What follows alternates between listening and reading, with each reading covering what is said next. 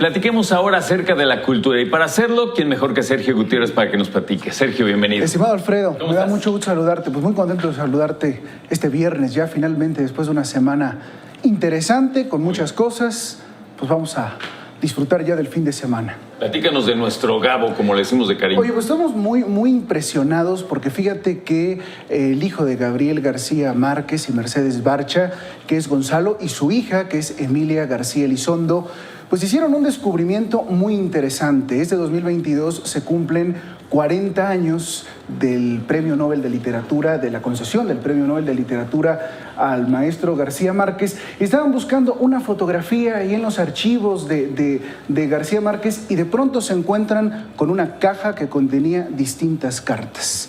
Y estas cartas tenían, digamos, son una muestra de la relación de García Márquez con un Fidel Castro, con Bill Clinton, con Pablo Neruda. Son un promedio de 100 documentos. Les pareció sumamente interesante y desde luego montaron una exposición ahí en la Casa de Literatura Gabriel García Márquez, que está en Fuego 144 en la colonia Jardines del Pedregal, que es precisamente la casa donde vivió sus últimos años el maestro García Márquez y que ahora dirige su nieta. Y bueno, pues en estos momentos, justamente ayer, desde ayer y hasta mediados de agosto, esta exposición se puede disfrutar y pues es muy interesante poder conocer esa faceta del maestro García Márquez. Qué interesante, fíjate. Y el tipo era, además de genial con la literatura, era un tipo muy querido en todo el ambiente cultural, era un tipo que le gustaba viajar, que le gustaba platicar, ¿no? Y que tendía puentes culturales muy importantes, pero muy importantes. Vivió una época, la verdad, sin igual.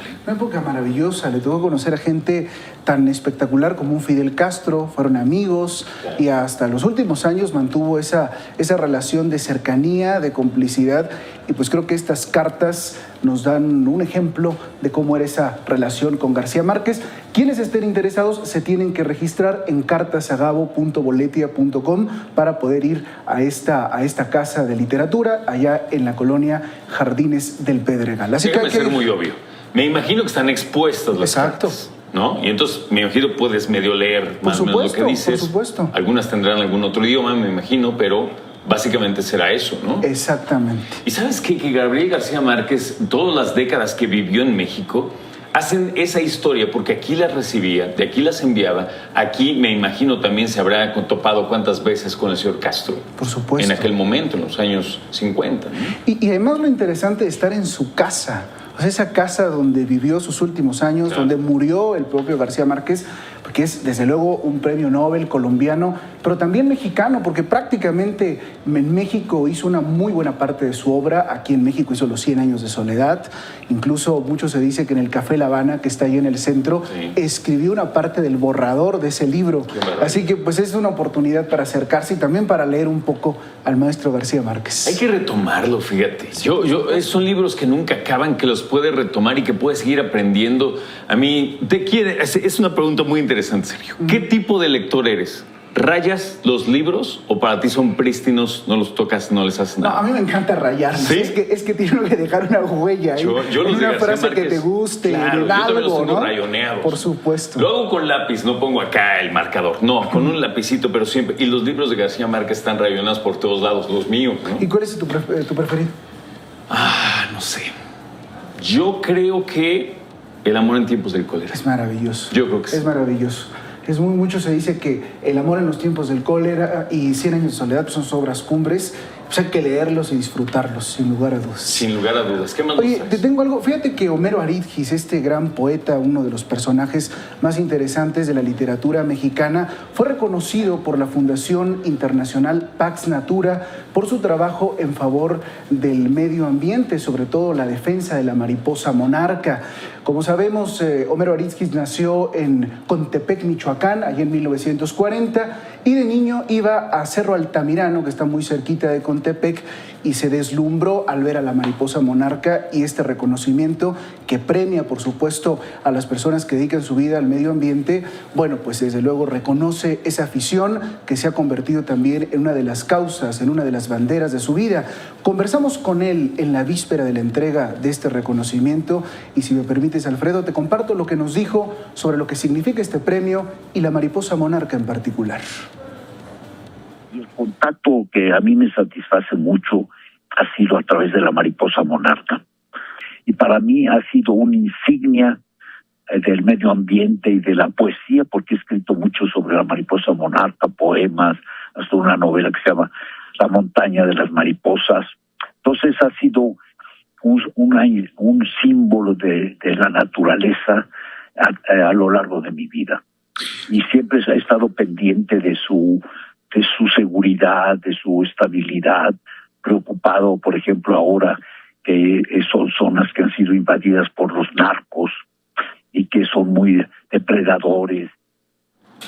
Pues esto nos decía el maestro Homero Aridgis, y también le preguntamos, porque fíjate, Alfredo, que él en los años 80 fundó el Grupo de los 100 con Octavio Paz, García Márquez, Francisco Toledo, Elena Poniatowska, nada más para defender el medio ambiente. Y además que es un activista ambiental, ha sido funcionario, bueno, fue embajador en Suiza, en Holanda, representante de México en la UNESCO, allá en París. Y le preguntamos por este grupo, de qué se siente más orgulloso, cuáles fueron sus causas, y él esbozó algunas y se las presentamos a continuación.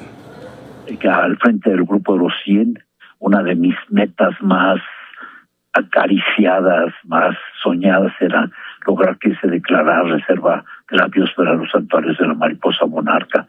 Desde entonces están protegidos. Cuando yo volteo hacia atrás y hacia el presente también, tengo satisfacción por ver las mariposas monarcas, ver las tortugas marinas, la ballena gris, todavía que con todos los avatares, con todos los riesgos que siempre habrá, pues se aseguraron los lugares donde estas especies anidan y se reproducen.